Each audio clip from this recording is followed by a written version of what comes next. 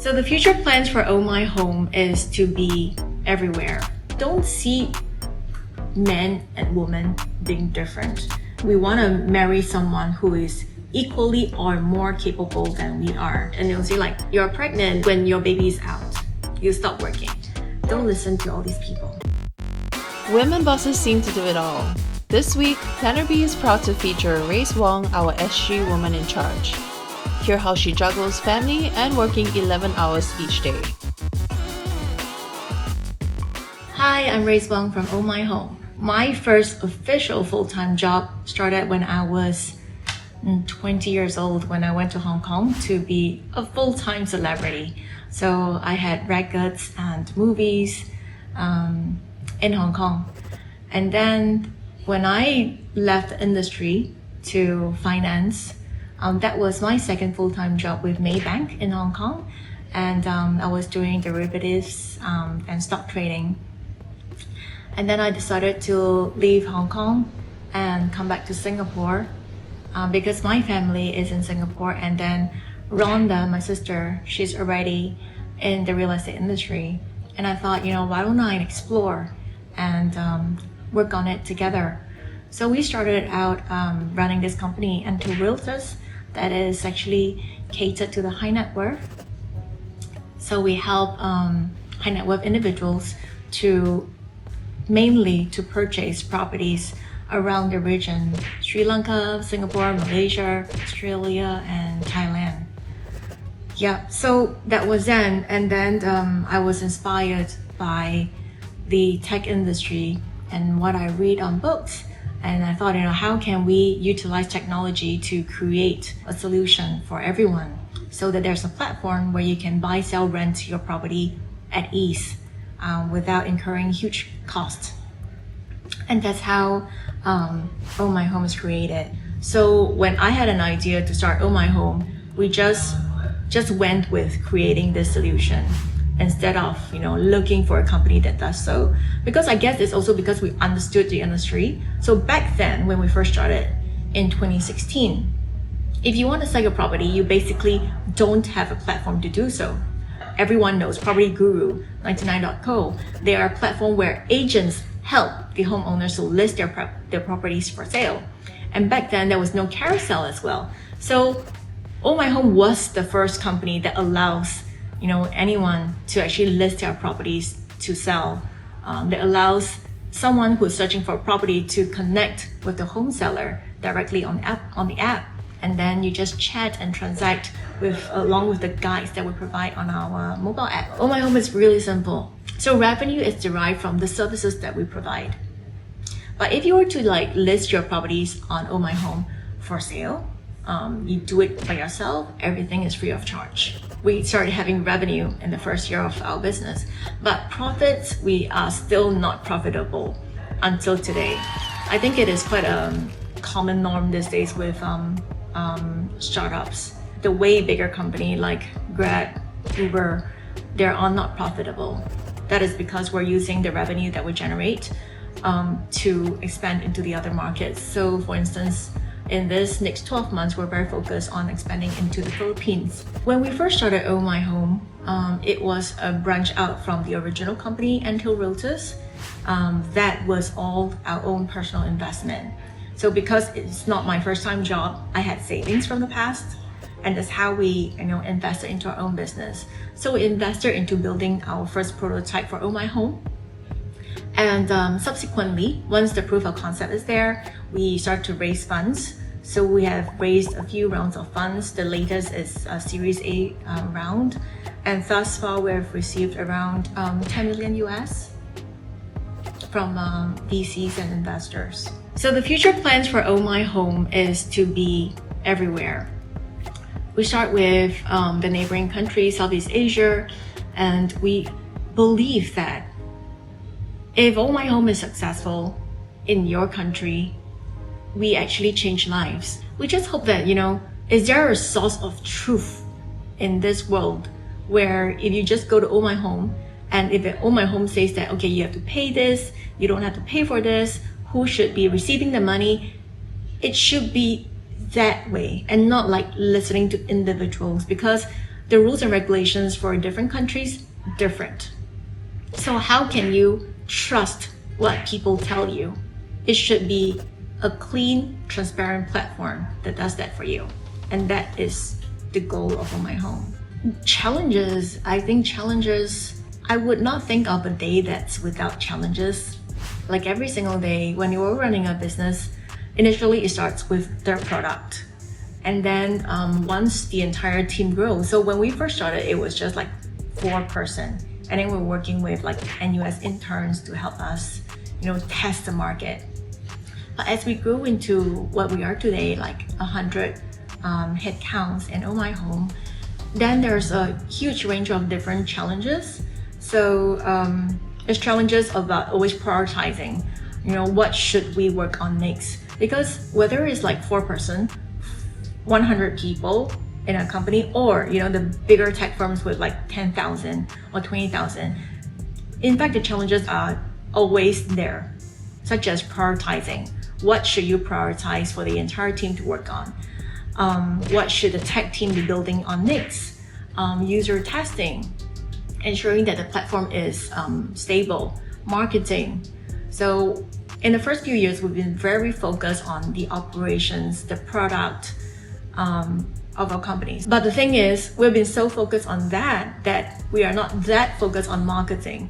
So how do we market our services so that people know that Own My Home exists? That's a challenge too.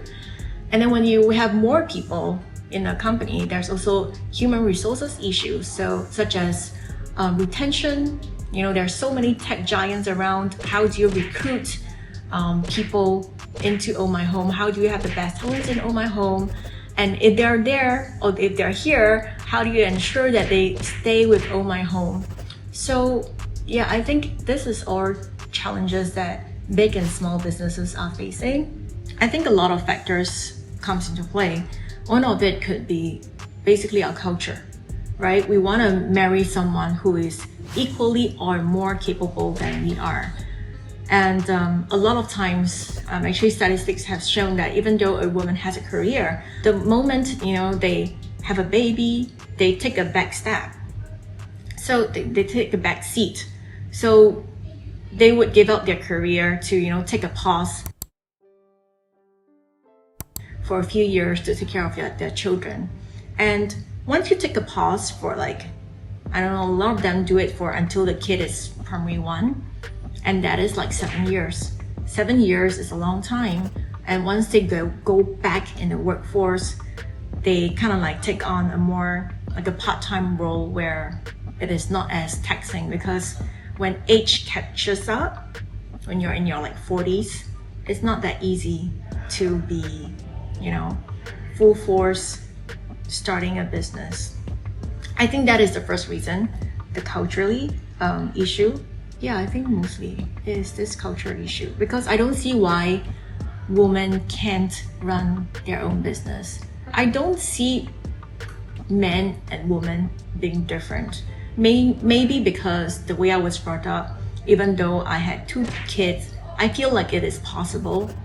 So I feel like a lot of times it boils down to personality, and actually mainly the responsibility of being a mom seems to weigh more on the woman versus the man. It happens to so many people I know that the woman takes on that role, and their husband seems to feel like if they were to take care of the kid, they're helping the wife. I think this is like a big no-no for me, because for me and my husband, we take on the role of playing parents, right? We both have the responsibility to pick up our kids, to do this and that for our kids, not because my husband is helping me.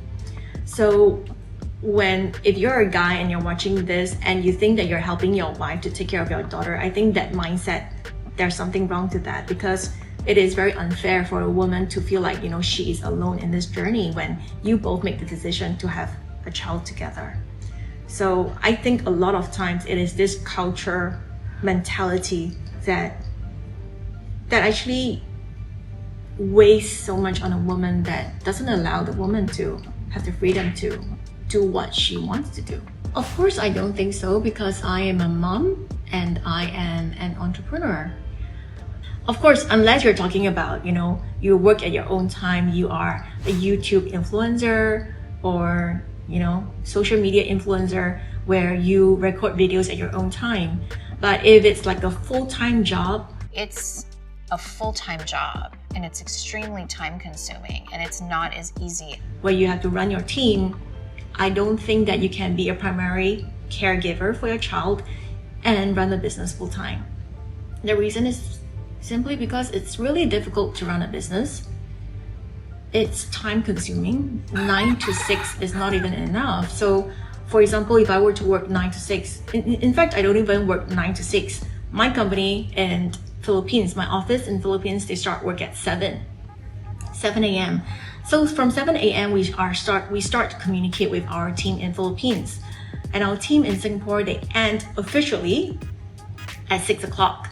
So at 6 o'clock, I try to rush home so that my son, because he sleeps at 6:30, I at least get to put him to bed and then, spend some time with my daughter, have dinner with her. And then when everyone is, even when my dinner is done, maybe 9 o'clock, then, I'll be on my phone answering messages. I just don't think that it is possible, at least for myself, If you can do it, then that's amazing. But I don't think I can do it.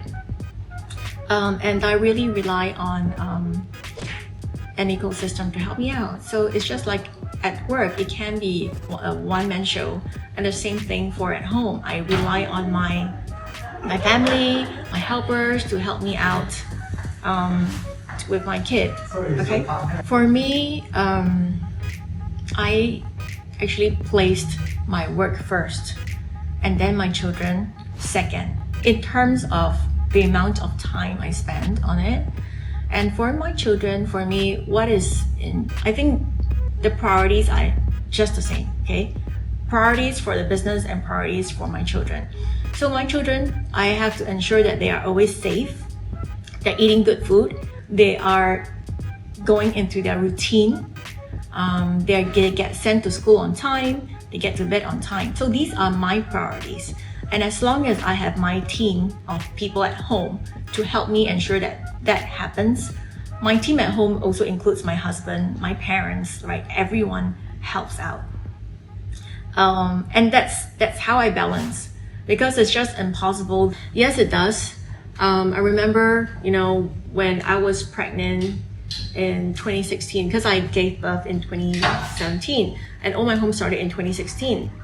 So when we were fundraising for Oh My Home as a startup, we'll meet investors and investors will see that we're pregnant. Because Rhonda also gave birth at the end of 2016. So whether it's we or either or, they see that we are pregnant and they'll definitely judge and they'll say oh, you're pregnant. Is this your first child? And say, yeah, this is my first child. Oh, okay. Once your child is born, you won't want to work anymore. Then I just feel then we just say, no, we have started Oh My Home and we're just going to continue working. And then he'll say oh, you know it when your baby is out, you stop working. Yeah, so gender really does come into a disadvantage for women, because if the man says, oh, my wife is pregnant, and then everyone will say, yay, and then then the boss will be oh, he's gonna work even harder now that he has a child to feed. But when it's a woman, you'll feel oh, she's gonna quit her job because she's pregnant. Don't listen to all these people. I would say that the entrepreneurial journey, it's a long journey. So if you're thinking of starting a business, know that this is gonna be a many years commitment. This is already year 6 for Oh My Home, and we're not near the end. Definitely, we have still so much to grow and learn. So if you decide to start a business, know that you're gonna commit at least the next 10 years into it. And if you're in your business already and you feel it's difficult, know that you're not alone. It is difficult, and that is why only 0.1% of the world is successful, while many others failed, right? They say 99% of businesses failed in the first 3 years, and then more failed in the next 5 years. That's a reason for that. It is tough, and that is why it is difficult to be successful, and that's why we need to, be strong. We need to hang in there. We need to find support and continue to believe in our dreams and our goals. If we believe in our goals and know that this is going to change the world, I think we shouldn't let anything stop us. Planner B is proud to support women in business.